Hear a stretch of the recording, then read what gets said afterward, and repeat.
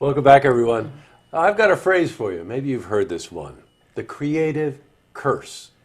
Now, usually that's used to describe that sort of intangible quality that actually everyone has to be creative, and that you don't choose it, it chooses you. And joining me today is somebody who's absolutely fascinating and understands the creative process really well, and that's Beverly Down. Hello, Beverly. Well, hello to you, Jesse. Nice to have you here. Now, Beverly is the CEO of Creativity Coaching Association. Pretty apparent from the name what you do, but I would like to just touch on some of the things that we were talking about. Sure. You know, I open up by saying, it's a creative curse. You don't choose it, it chooses you. Isn't that true? I do think so. Yes. I do. In which ways? Well, I do because a lot of times people don't know what to do with their creativity. It just is like a desire, kind of a frustration of wanting to express, or a dream that they just think is silly. And so they have to, it takes a lot to go forth, it takes a lot of courage to develop and go forth with our creativity and to put it out in the world in a big way. Now, you've been a creative coach for a decade, so Yep. I assume that you've seen a lot. Now, creativity manifests itself in some of the obvious ways. Someone's a musician, someone Yeah. is an artist, someone might be a writer. But there are other, creativity really doesn't have any bounds, right? What other kinds of people have you met that, come to you for coaching? Oh, that's a big I group know of it people. is. I like to say the people that we actually target with our creativity coaches, working with artists and creative thinkers.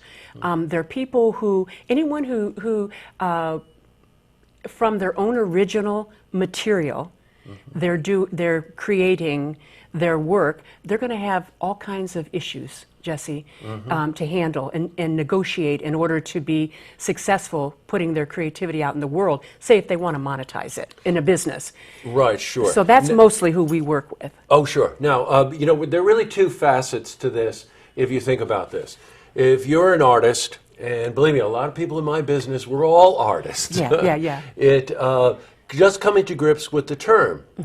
So there's an emotional quality about this, but there's also a practical side of this as well. Yeah. Let's delve into either one of those. Let's say it's emotional issues, lack of self-confidence, those kinds of things. What else do people come to you for in terms of coaching that side of their creativity? Right. Well, it's just declaring that you're creative. Declaring. Some people are so, like you said, afraid to say, I'm an artist. And there's a quote I love, it just popped into my head, by St. Francis. He said, if a man works with his hands alone, he's a laborer. If he works with his hands and his head, he's a craftsman. But if he works with his hands, his head, and his heart, he's an artist. Oh, God, that's fabulous. Yeah, so that says, and a lot of people have a hard time claiming that and doing something with it. So we work from the very beginning of somebody with a creative idea or concept and want to help them express that however they want, whatever that looks like successfully to them. Would it be fair to say that that's focus? Focus, And what else? good work habits. Right, Not just sure. sitting around waiting for the muse to come calling. There's actually That's right. ways, if I'm a writer, for example, if I'm out driving around, or doing something, I'm thinking, what have I got to say? What have I got to say that's important that somebody else hasn't already said? It's not until I show up and sit down, paper to pencil, which I prefer over the writing on the computer. A lot of people like that. Or a person shows up to the easel. They're not going to think they have anything until they show up. And then it comes through. Right. So showing up is really important. Being accountable. If a person says, I really want to write, I don't have any time. Well, how badly do you want that? Are you willing to get up a half an hour or an hour earlier in the morning to do that? Do you really want this, what you say? Because it's always there. I have a friend who's a guitarist, a virtuoso. He is so talented. He has a day job. He gets up at 4 in the morning every single morning and rehearses for 2 hours. There you go. And he's just so dedicated to it, and Yeah. of course it shows in his art. Absolutely. He's a fantastic guitarist. Yeah. Hello, Kevin.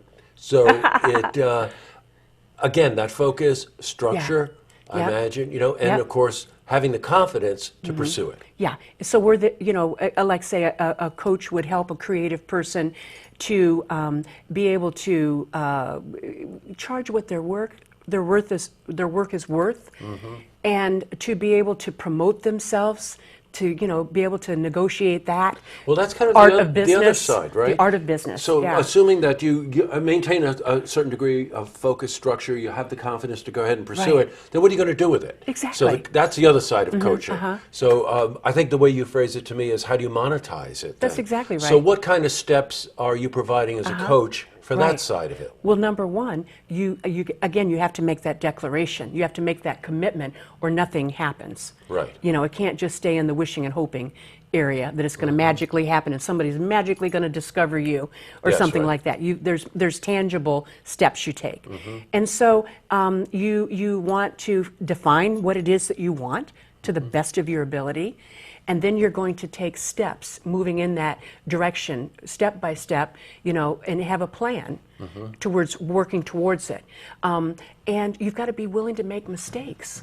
Yes, The that's really great true. speaker Les Brown said, again, how badly do you want this? Do you want it badly enough that you're willing to do it poorly before you do it well?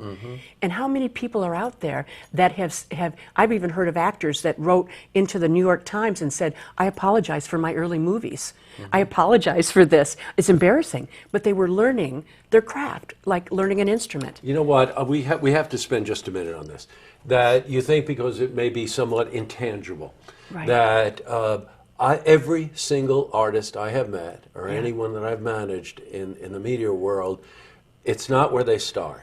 It's their desire to pursue it and to grow with it. And that if you look back at anything, you really have to learn your craft. It's just That's like right. anything That's right. else. Anything. Your first work as an artist is not going to be as fine as your 10 years later. As anything. As anything. And As it's true. anything. No matter what Yeah. field you decide to pursue, that's Yeah. it. Those are the creative myths that are out there. I know. That your head opens up and everything pours in, and magically, your fingers start taking off like a courtroom stenographer. No, That's no, no. right. You write crappy first drafts of things, That's right. and then you revise and you revise, and people don't want to hear that. They want to think it happens magically. And it does doesn't. not It happen does magically.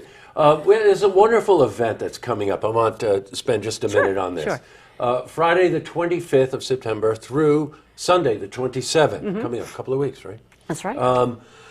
You're holding a creativity weekend, That's right. where all the coaches affiliated with the association from around the country, around the world, are coming into Mm-hmm. Lake George and conducting weekend seminars, right? What's Correct. this event like? Well, it's fantastic. People say they walk away and they feel like their head is going to explode in a good way, because they've to be in that with your tribe, with other creatives, and the connections you make and the ideas that come forth.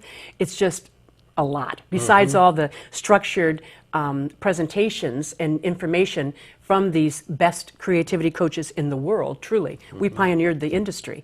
So the best are coming in specifically to help creative people go forward and go to the next level, whatever that looks like for them.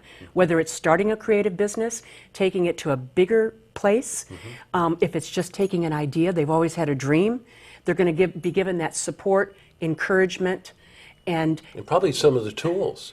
oh, heck Yes, yeah, tools. that you would need after the weekend. Yeah, we don't want to just get people jazzed up and they go away and it falls away after a couple weeks. We want them to have hardcore tools and techniques and strategies to go forward. Now, this weekend, 25, 26, 27, September, Friday through Sunday, in Lake George, In Lake George at the Fort William Henry. at Fort William Henry. Great Pre- place to have a yeah. creative conference, Oh, by the way. And you have to pre-register. You can't walk in. till What's know the that. website? The website is creativityconference2015.com. Okay. Creativity Conference 2015.com. Well, Beverly, thank you very much for coming in.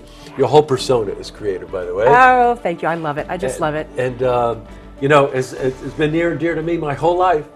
And I know what it's like. This conversation is, I know a lot of people can share what Yeah. you're saying. Wonderful. Thank you. Thank you. And thank you very much for coming in. Thank you for having me. I really appreciate it. You're welcome. All right. To see this interview again, you can head to our website, tvonline.com.